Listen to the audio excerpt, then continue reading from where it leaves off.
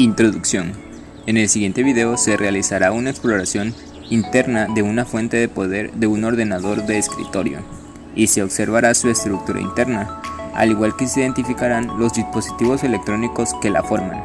Sin más que decir, comencemos.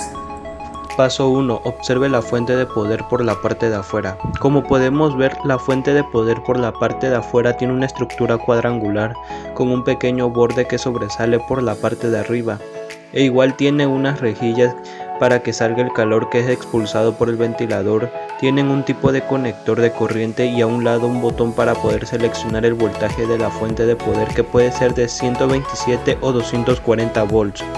Y también podemos observar que sobresalen unos cables de la fuente de poder, que es a donde este irá conectado al computador. Paso 2. Observe y diga qué tipo de conector de corriente usa.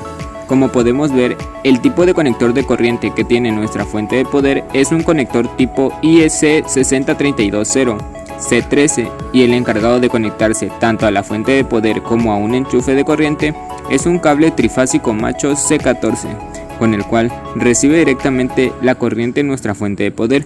De ahí tiene conectores como los siguientes: conectores 1x20 pin, 1x4 pin, 2x SATA, 4x Molex, 1x floppy y un conector ATX que es compatible con placas base de 20 pines. Estos son los diferentes tipos de conectores que tiene nuestra fuente de poder para que ésta pueda distribuir la energía en todos los dispositivos o componentes electrónicos del computador, y así se logre un óptimo funcionamiento.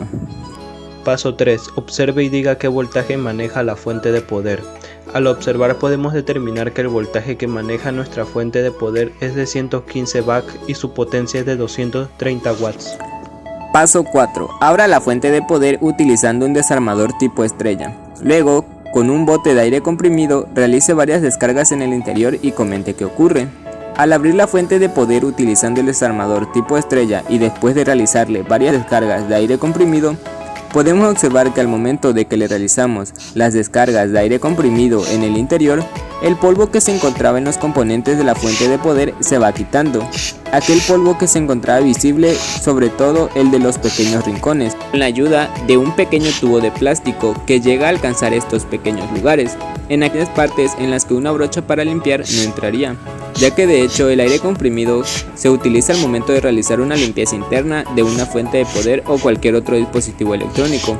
Pero siempre hay que tener cuidado al usar el aire comprimido, ya que no se debe de apuntar directamente a donde haya cables soldados, ya que si se acerca demasiado el chorro de aire comprimido se podría provocar que algo se suelte.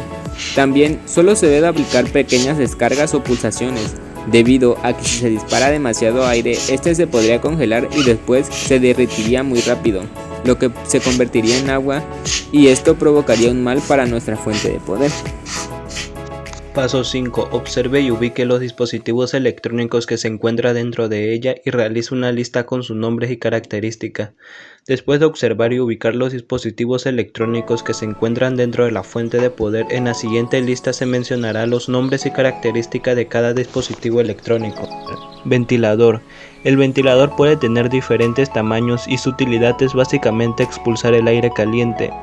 Cables de voltaje. Estos cables son de salida y se conectan al computador para emitir voltajes. Los negros tienen 0 voltios, los naranjas tienen 3.3 voltios, los rojos tienen 5 voltios y los amarillos 12 voltios.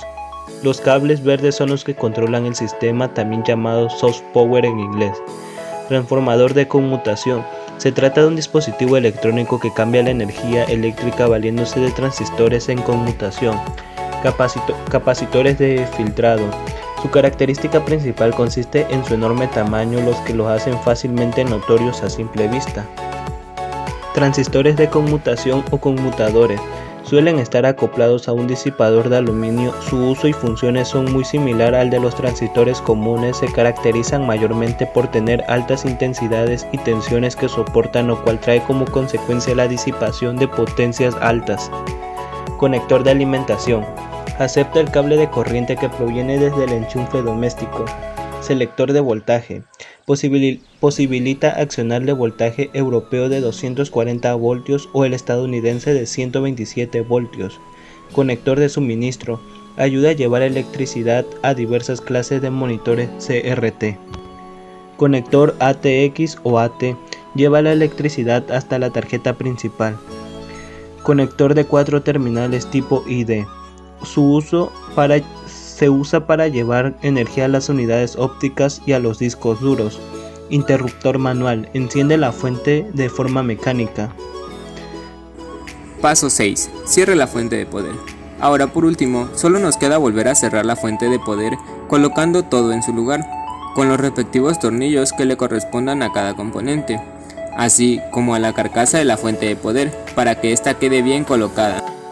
Conclusión. En conclusión, consideramos que es importante el explorar de manera interna y el saber identificar las características y los nombres de los componentes o dispositivos electrónicos de nuestra fuente de poder, así como sus tipos de conectores de corriente y su voltaje, ya que si este llega a sufrir algún tipo de fallo o cualquier otro problema, esta información que nosotros conozcamos de nuestra fuente de poder nos ayudará a determinar qué tipo de falla o problema tiene.